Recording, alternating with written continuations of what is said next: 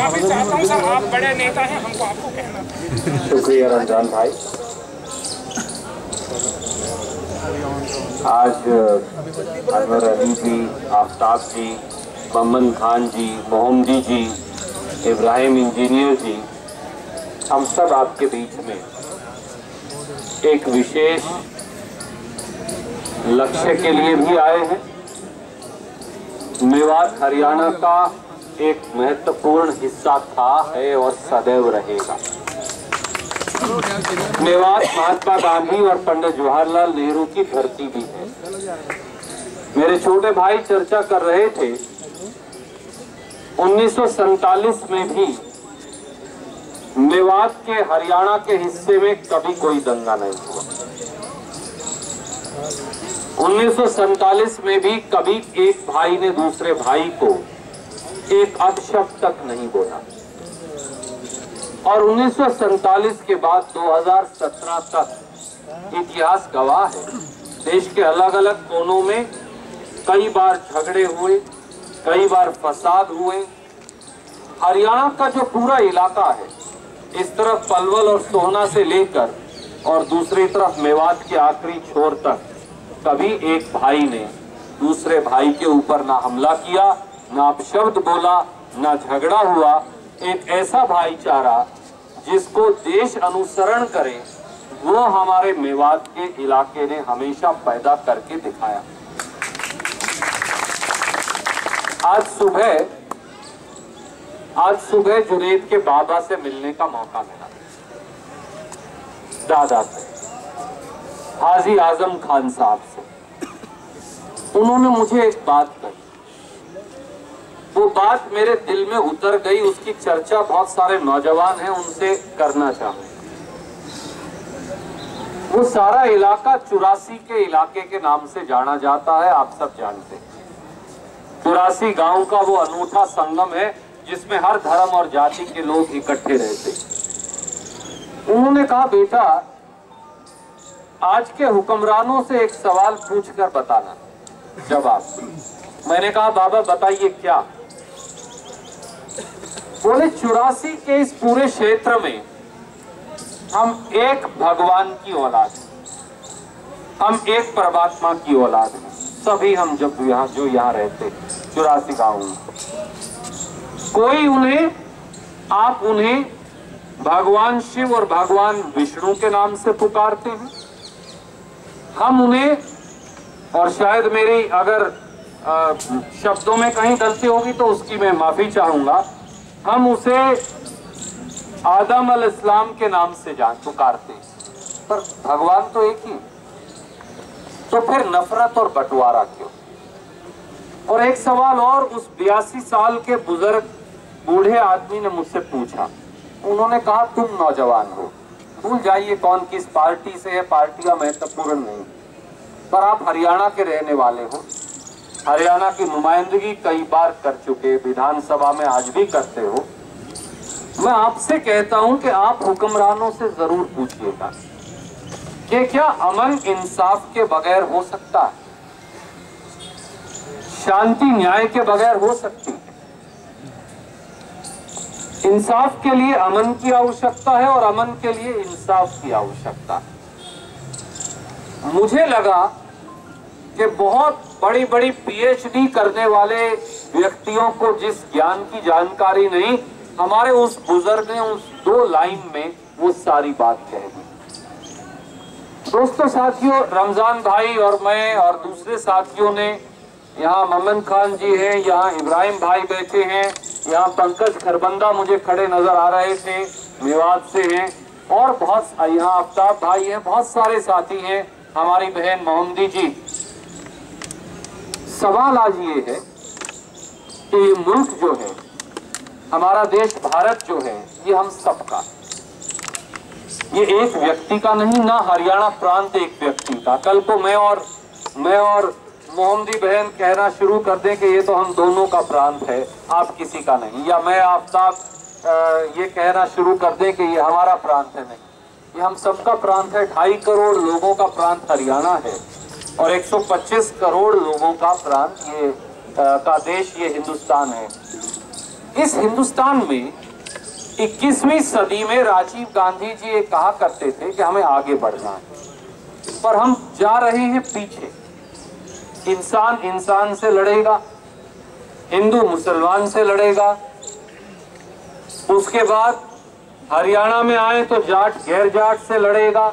मुझे कड़वे शब्द कहने में कभी दिक्कत नहीं होती, जाट को गैर जाट से लड़वाओ। थोड़ा और आगे जाइए महाराष्ट्र में, वहां मराठा को गैर मराठा से लड़ाओ। उत्तर प्रदेश में हिंदू और मुसलमान को लड़ाओ। जब वो लड़ाई खत्म हो जाए तो ब्राह्मण और राजपूत को लड़ाओ। जब वो लड़ाई भी खत्म हो जाए तो उन दोनों को गरीब अनुसूचित जाति के लोगों से लड़ाओ। गुजरात जाएं तो अब बाकी लड़ाई खत्म हो गई तो पाटीदार को गैर पाटीदार से लड़ाओ। झारखंड जाएं तो आदिवासी को गैर आदिवासी से लड़ाओ। दोस्तों, रमजान भाई कह रहे थे, मैं पूछ रहा हूं आप सबसे समेत मेरे, कि हम कितने और विभाजन, घृणा, नफरत, बंटवारे इस मुल्क में पैदा करेंगे। कोई दक्षिण भारत को उत्तर भारत से लड़वा रहा है। उत्तर पूर्व के जो हमारे साथी हैं, जिनका चेहरा मोहरा आपसे मुझसे अलग है थोड़ा सा, वो उस तरफ एशिया के साथियों से मिलता है तो हम उनको गैर हिंदुस्तानी कह के लड़वाओ। वो बंगलोर में जाएं तो उनकी पिटाई करो। बिहार और उत्तर प्रदेश का हिंदू और मुसलमान दोनों जब बंबई पहुंच जाएं तो उनकी नौकरी छीन लो, क्योंकि वहां हिंदू मुसलमान नहीं, वहां वो बिहारी और यूपी के भैये बन जाते हैं। इस मुल्क में कितने और बंटवारे हम करेंगे, इस मुल्क को कितनी बार और हम बांटेंगे। फिर शहर को गांव से लड़वाओ, गांव को शहर से लड़ाओ, अमीर को गरीब से लड़ाओ, गरीब को अमीर से लड़ाओ। मेरा केवल इतना कहना है हरियाणा और इस देश के एक नौजवान के तौर पर, दोस्तों साथियों, बहुत सारे बुजुर्गवार जिनका तजर्बा हमसे ज्यादा है वो इस सभा में मौजूद है। मुझे गांव में बताया कि आप सब यहाँ इकट्ठे हैं जंतर मंतर पर। मैं इसीलिए ये सोचकर कि जब मेवात के सब नौजवान और पड़ोसी सारे भाई वहां आए हैं तो मैं भी जाकर अपनी बात साझा करके आऊं। गांव में रहा दोपहर तक, दोपहर के बाद फिर गांव से सीधा यहाँ आया। मेरा ये कहना है, हमारा मुल्क बंटवारा, नफरत, घृणा से नहीं चलेगा। हमारा मुल्क मोहब्बत, साझेदारी और सहयोग से चलेगा। परंतु हर व्यक्ति को, ये एक व्यक्ति की जिम्मेवारी नहीं मोहब्बत बनाने की।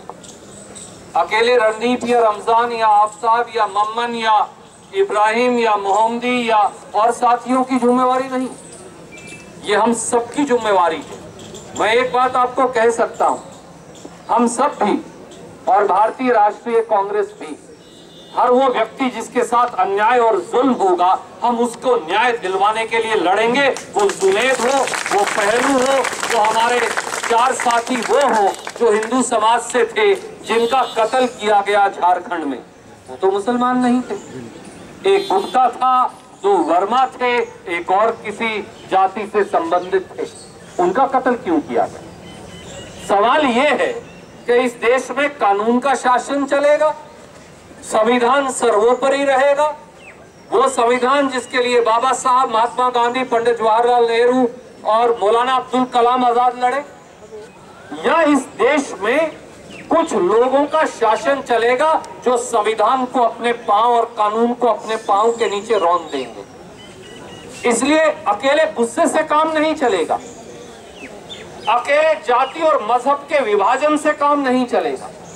हमें मजहब और जाति और क्षेत्रवाद, इन तीनों से ऊपर उठकर, ये शायद नीरस लगे कुछ लोगों को बात, पर यह सच्चाई है कि इस मुल्क के बारे में सोचना पड़ेगा, क्योंकि हमारा मुल्क हमारे मजहब, जाति, धर्म, इलाके, क्षेत्र सबसे बड़ा है। अगर हिंदुस्तान रहेगा तो हम सब जिंदा रहेंगे। बगैर हिंदुस्तान हमारा मुल्क जो इसकी तहजीब है गंगा और जमुनी, वो गंगा जमुनी तहजीब जिंदा नहीं रह सकती। और इसीलिए मिलकर इस संघर्ष को लड़ने की आवश्यकता है। आवाज इतनी बुलंद हो जाए, आवाज इतनी जोर से जाए कि जो सत्ता में बैठे हुक्मरान हैं, वो चंडीगढ़ में बैठे हों, वो या दिल्ली में बैठे हों, उनको जुनैद और जुनैद जैसे सभी नौजवानों के साथ संपूर्ण न्याय करना पड़े। मैं आपको विश्वास दिलाता हूं, जुनैद को न्याय मिलेगा, हत्यारों को सजा मिलेगी। ये हम सबका निर्णय है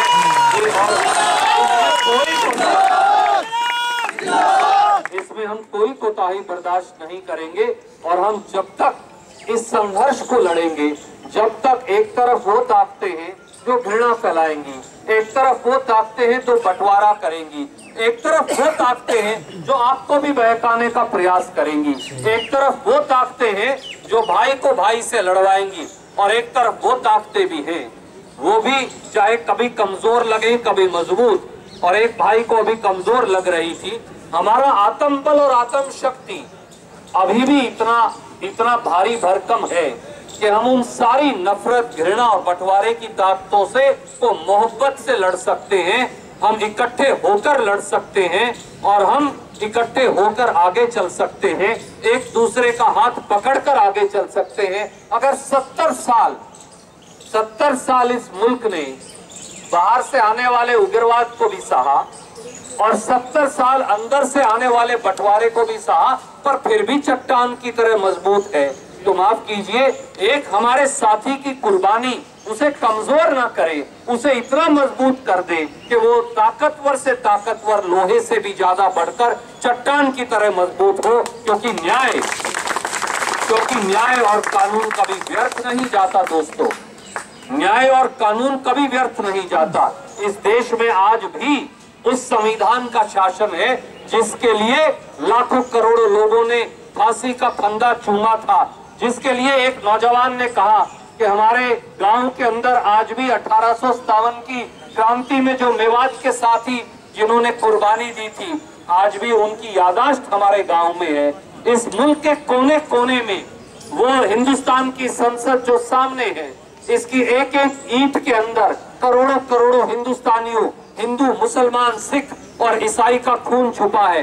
वो खून व्यर्थ नहीं, वो खून पानी नहीं, वो खून मजबूत है। उस खून का रंग ही सबसे ज्यादा लाल है।